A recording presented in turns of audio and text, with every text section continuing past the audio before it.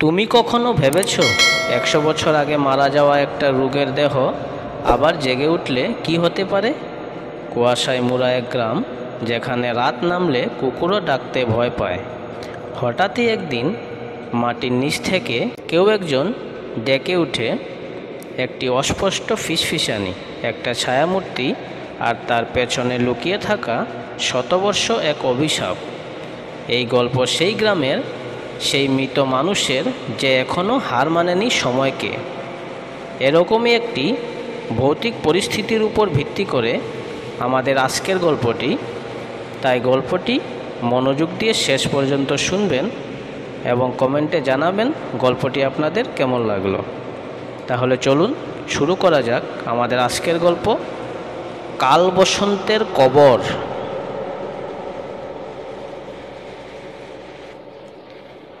ঘড়ির কাঁটা থেমে গেছে অনেক আগেই। রাত তখন 3টে, বাতাস থমকে আছে, গাছের পাতাও যেন নিঃশ্বাস নিতে ভুলে গেছে। হঠাৎ ঘড়ির কাচের ফাঁক দিয়ে একটা টিক টিক শব্দ শোনা গেল। নীলগঞ্জ গ্রামে এই সময় কোনো মানুষ জেগে থাকে না, কিন্তু আজ কারা যেন জেগে আছে। না, তারা মানুষ নয়। মন্দিরের পেছনের পুরনো শ্মশান ঘাটে একটা শুকনো শাখা কাঁপছিল অদ্ভুতভাবে, অথচ বাতাস ছিল না এক চুল। শাখাটার নিচে পড়ে থাকা মাটির এক ফালি হঠাৎ কেঁপে উঠল। ধীরে ধীরে সেখান থেকে বেরিয়ে এলো একটা হাত, শুকনো চামড়াহীন নখ ভরা হাত, যেন কফিন ভেঙে বেরিয়ে এসেছে কেউ বা কিছু। গ্রামের শেষ প্রান্তে নিঝুম জঙ্গলের ধারে একটা পুরো বাড়ি। দেওয়ালে থুক থুক শ্যাওলা, ছাদের এক কোণ চুয়ে পড়ে বৃষ্টির জল জমে আছে। হঠাৎ সেই জলে ছোট্ট একটা বুদবুদ উঠল, তারপর একটা ছায়া, একটা অন্ধকার ছায়া যেন ভেসে বেড়ালো ঘরের এক কোণ থেকে আরেক কোণে। এই ছায়া থামলো ভাঙা আয়নার সামনে। আয়নায় কোনো প্রতিবিম্ব নেই, শুধু একটা দীর্ঘ শুকনো ফিসফিসানি। আমি এসেছি, এবার কেউ পালাতে পারবে না। সেই মুহূর্তে গ্রামের একজন দারোয়ান, গণেশ বাউরি, তার টর্চ হাতে চৌরাস্তায় পাহারা দিচ্ছিল। হঠাৎ ঘাড়ের পেছনে ঠান্ডা হাওয়ার ঝাপটা অনুভব করল সে ঘুরে তাকাতেই দেখল পেছনে কেউ নেই, কিন্তু তার সামনে রাস্তায় একটা ছোট্ট মাটির ঘোড়া পড়ে আছে, যেটা সে দুপুরে পুরনো কবরখানা থেকে সরিয়ে এনেছিল। ঘোড়াটার মুখ চেরা, আর মুখের ভেতরে থেকে ধীরে ধীরে বেরিয়ে আসছে সাদা ধোঁয়ার মতো কিছু একটা। আর সেই ধোঁয়ার মাঝখান থেকে শোনা গেল এক বাচ্চার কণ্ঠস্বর, আমার শরীর দাও, আমি এখনো মরিনি। গণেশ টর্চ ফেলে দৌড় দিতে চাইল, কিন্তু তার পা যেন মাটিতে আটকে গেল। শরীরের সমস্ত হাড় কাঁপছে। কণ্ঠস্বরটা আবার এলো, এবার অনেক কাছ থেকে, কাল বসন্ত আসছে, আর আমি তার আগেই জেগে উঠেছি। সকালের আলো নামলেও নীলগঞ্জ গ্রামে সূর্য যেন উঠতে ভুলে গেছে। পুরো গ্রাম ঢাকা কুয়াশায়। পাখির ডাক নেই, কুকুরের ঘেউ ঘেউ নেই, এমনকি চালার পাটাতলে কাজের আওয়াজও নেই। গণেশ বাউরি সকালে আর ঘরে ফেরেনি। তার বউ শ্যামলী দিশেহারা হয়ে থানায় গেল। থানা মানে একটা ছোট্ট টিনের ঘর, যেখানে শুধু কনস্টেবল বাবলু থাকে। শ্যামলী কাঁপা কাঁপা গলায় বলল, গত রাতে সে আসেনি গো, মাটি কাঁপছিল, আমি জানি কিছু একটা হয়েছে। কিন্তু বাবলু এসব শুনে হেসে উঠল। গাজার চোটে পরে কোথাও পরে ঘুমাচ্ছে, চিন্তা করো না। কিন্তু গণেশ ফিরে এলো 3 দিন পরে, শুধু দেহটা, আর সেটাও নিজের পায়ে হাঁটে না। তৃতীয় দিন শ্মশানের পাশের খালের ধারে মাছ ধরছিল খোকন নামে এক কিশোর। সকাল 9টা, সূর্যের আলো তখনও কুয়াশা ঢেকে খোকন হঠাৎ দেখতে পেল খালের ধারে একটা দেহ পড়ে আছে। সে কাছে গেল, মাথা নিচু, মুখ মাটিতে, গায়ে পোশাক নেই, শুধু এক টুকরো ছেঁড়া কাঁথা জড়ানো। খোকন ডাকলো, কে ওখানে কাকা? কেউ উত্তর দিল না। সে আরও কাছে গেল, একটা লাঠি দিয়ে স্পর্শ করলো দেহটাকে। আর তখনই মরা দেহটা হঠাৎ ঘুরে দাঁড়ালো। চোখের দিকে তাকাতেই খোকনের গলা শুকিয়ে গেল। ওই চোখ! চোখ তো নয়, যেন গর্ত। ভেতরটা ফাঁকা, তবু সেখান থেকে একটা আলো বেরোচ্ছে। আর ঠোঁটের কোণে এক টুকরো হাসি, যে হাসি জীবিতদের নয়, মৃতের। আমার শরীর ফিরিয়ে দে। শব্দটা এলো যেন দেহটা নয়, খালের জল বলছে। খোকন ছুটতে গিয়েছিল, কিন্তু পিছলে পড়ল। তারপর আর কিছু মনে নেই। যখন জ্ঞান ফিরল, তখন সে তার নিজের ঘরে, মায়ের কোলে শুয়ে। চারিদিকে লোক, কিন্তু খোকন কথা বলতে পারছে না, শুধু ফেল করে তাকিয়ে আছে। মুখে একটাও শব্দ নেই, আর দুই চোখ ঠিক আগের সেই দেহটার মতো, দুই চোখ যেন গর্ত। গ্রামে আতঙ্ক ছড়িয়ে পড়ল। এক সপ্তাহে 3 জন অদ্ভুতভাবে নিখোঁজ। যারা ফিরে এসেছে তারা যেন মানুষ নয়, একটা খোলস, যার মধ্যে কিছু একটা ঢুকে পড়েছে। পুরনো মানুষেরা বলছে এই সেই অভিশাপ আবার জেগে উঠেছে। যেদিন কলেরা আর কালবসন্ত একসাথে এসেছিল নীলগঞ্জে, সেদিনকার শ্মশানে পুঁতে রাখা কিছু মরেনি, শুধু ঘুমিয়েছিল। নীলগঞ্জ গ্রাম থেকে একটু দূরে বাঁশঝাড়ের ভিতর একটা পাথরের ঢিপি আছে। কেউ ওদিকটায় যায় না। জায়গাটার নাম চোখবিন্দি। পুরনো কাহিনীতে শোনা যায় 1998 সালে কলকাতা মেডিকেল কলেজ থেকে বিতাড়িত হওয়া এক ইংরেজ ডাক্তার এই জায়গায় ল্যাব বানিয়ে মানুষের উপর পরীক্ষা চালাতো। ডাক্তারের নাম ছিল ডক্টর এডগার হ্যামিল্টন। তাকে সবাই ডাকত কালবসন্তের ডাক্তার, কারণ তার গবেষণার বিষয় ছিল মৃতদের বাঁচিয়ে তোলা। লোকমুখে বলে 1905 সালের কালী পূজার রাতে সে নীলগঞ্জে 25টা শবদেহ নিয়ে এক অভিশপ্ত পরীক্ষা করেছিল। পরীক্ষার রাতে হঠাৎ গ্রামে ছড়িয়ে পড়ে কালবসন্তের মহামারী। 5 দিনে মারা যায় 137 জন। সেই রাতে ডাক্তার হ্যামিল্টনের ল্যাব পুড়ে যায়। কেউ তাকে খুঁজে পায়নি। আর শুধু পুরা বইয়ের নিচে পাওয়া যায় একখানা রক্তমাখা ডায়েরি আর একগুচ্ছ মৃতদেহ, যাদের চোখ খোলা। আজ সেই ডায়েরি খুঁজে পেল গ্রামের স্কুল মাস্টার অতনুবাবু। শ্মশানের পুরনো লাইব্রেরিতে ঘাটাঘাটি করতে গিয়ে একটা কাঠের বাস্ক পায়, এক চামড়ায় বাঁধানো পুরনো খাতা, নাম লেখা notes on posthumous cognition, doctor Edgar Hamilton. অতনুবাবু খাতা খুললেন। প্রথম পাতায় লেখা ছিল যে মৃত্যু সত্যি নয়, তার ঘুম ভাঙে সময়ের গর্তে। আমি মৃত্যুকে জানি না, আমি তাকে তৈরি করেছি। পরের পাতায় কেবল অদ্ভুত সব অঙ্ক আর মৃতদেহের ছবি। তারপর হঠাৎ একটা পাতা খুলতেই অতনুবাবুর নাক দিয়ে রক্ত পড়তে শুরু করলো। চোখ যেন অন্ধকারে ডুবে যাচ্ছিল। ডায়েরির একদম মাঝখানে একটা পাতায় হালকা করে আঁকা একটা মানচিত্র। চোখবিন্দি শ্মশানঘাটের নিচে একটা গোপন কুঠুরি, আর সেই পাতার নিচে লেখা শেষ ঘুম এখনও শেষ হয়নি। ল্যাবের নিচে যারা আছে তারা ফেরার অপেক্ষায়। ওই রাতে অতনুবাবু আর বাড়ি ফেরেননি। পরদিন তার শবদেহ পাওয়া যায় শ্মশানের পুরনো চুল্লির ভেতর। মুখের চামড়া ছিল না, চোখ ছিল খোলা।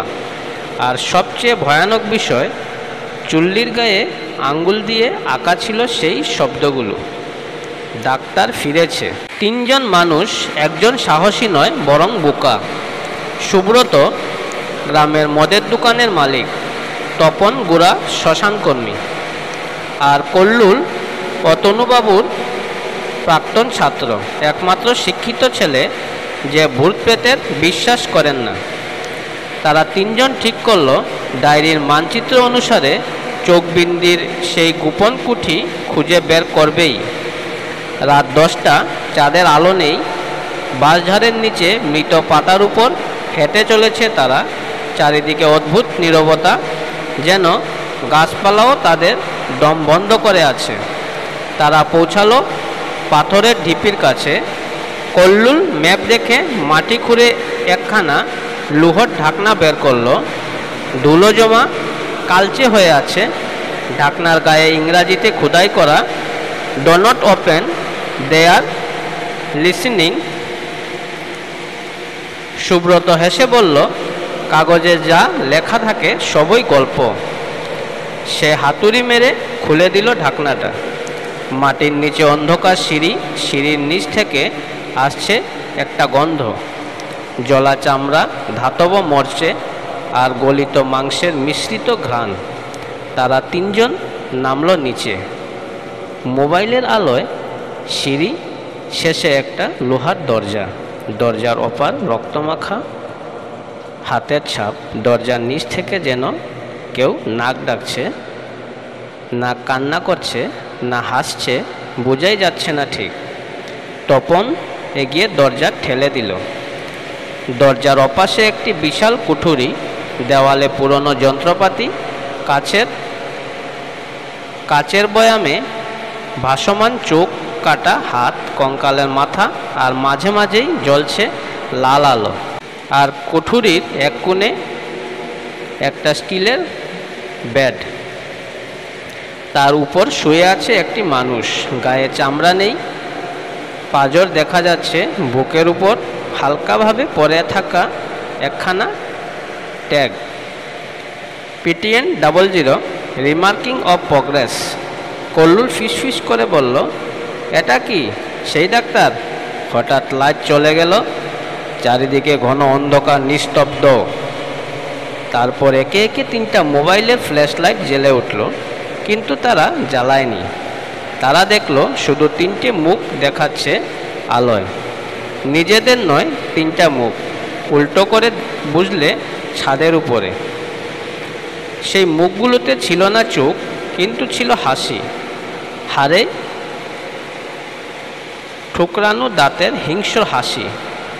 আলো নিভে গেল, আর ভেতর থেকে ভেসে এলো পুরনো স্বর। যারা আমার ঘুম ভাঙিয়েছে, এবার তাদের ঘুম ভাঙাবে, এবার তাদের ঘুম ভাঙবে না। সকালের কুয়াশা নামলে গ্রামের লোকেরা শুধু দেখতে পেল চোখবিন্দির ঢিপির চারপাশে 3টা নতুন মাটির ঢিপি।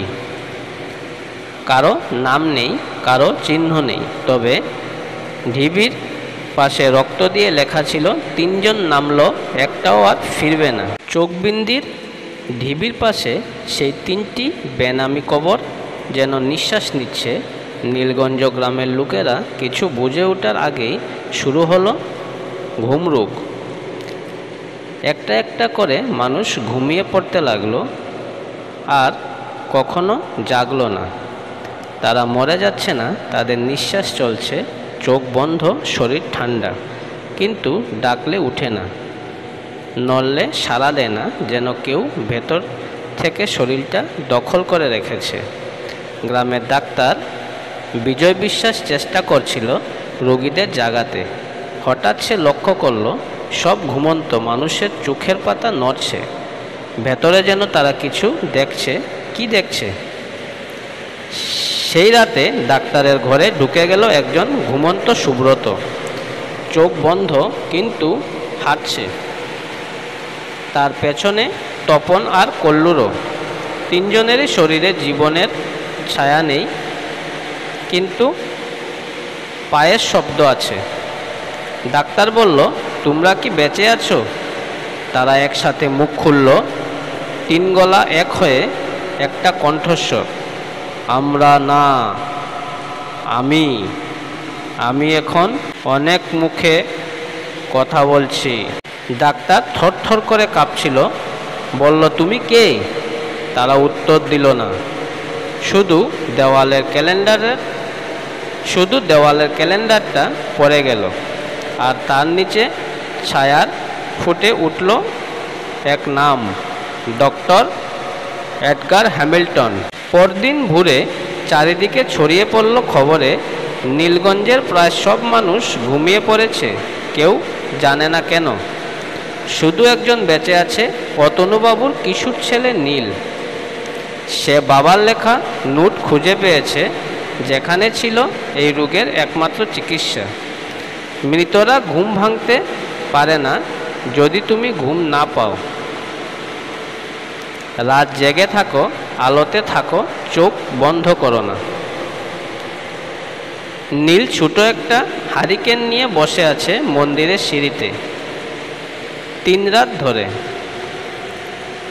তার চোখ লাল, ঘুম আসছে খুব। চতুর্থ রাতে হারিকেন নিভে যায়, আর দূরে বনের ভিতর থেকে এক ছায়ামূর্তি হাঁটতে হাঁটতে এগিয়ে আসে। সে জানে এটা ডাক্তার, সেই ডাক্তার যিনি 100 বছর আগে মরেও মরেননি, যিনি আজ আবার ফিরেছেন নিজের গবেষণার ফলাফল দেখতে। ডাক্তার ধীরে ধীরে নীলের সামনে এসে দাঁড়ালো। চোখ নেই, গলা নেই, শুধু কণ্ঠস্বর বাতাসে ভাসে। তুই জেগে আছিস, কিন্তু বেশি ক্ষণ নয়, শেষ আলো নিভে গেছে। নীল চোখ বন্ধ করল না। সে পেছনে গিয়ে ধরল মন্দিরের প্রাচীন ঘণ্টাটা, জুড়ে টান দিল। ঘণ্টার শব্দে ভেসে উঠল এক ঝলক আলো মন্দিরের চূড়া থেকে, ঠিক সেই ঢিপির উপর। হঠাৎ চারপাশ কেঁপে উঠল, পাথরের ঢিপি ভেঙে পড়ল। চোখবিন্দির নিচে যাদের ঘুম ভাঙছিল তারা আবার একসাথে আর্তনাদে ভেঙে পড়ল। কারণ একটাই, ভোর হয়েছে এবং তারা দিনের আলো সহ্য করতে পারে না। 7 দিন পর সরকারি দল এসে নীলগঞ্জ গ্রামকে অবরুদ্ধ জোন ঘোষণা করে। প্রথম রিপোর্টে লেখা হয় সার্বিক ঘুম সংক্রমণ, কিন্তু মৃত নয়। চোখের নিচে অদ্ভুত ফোলাভাব। পেশেন্টের চোখ মাঝে মাঝে নড়ে, মনে হয় কেউ বা কিছু ভেতর থেকে দেখছে। আজও নীলগঞ্জ গ্রামে সূর্য উঠে, পাখি ডাকে না, আর প্রতি বছর সেই দিন, নির্দিষ্ট দিনে 19 মে চোখবিন্দির ঢিপিতে একটা নতুন কবর দেখা যায়, কোনো নাম ছাড়া, শুধু একটা লাইন খোদাই করা, তুমি কি এখনো জেগে আছো? গল্পটি এখানেই সমাপ্ত হচ্ছে। গল্পটি আপনাদের কেমন লাগলো নিশ্চয়ই কমেন্টে জানাবেন। আপনাদের একটি কমেন্টই আমাদের উৎসাহিত করে নতুন নতুন গল্প বানাতে। তাই আপনারা কমেন্টে জানাবেন গল্পটি আপনাদের কেমন লাগলো। তাহলে আজকের জন্য বিদায় নিচ্ছি। সবাই ভালো থাকবেন। ধন্যবাদ।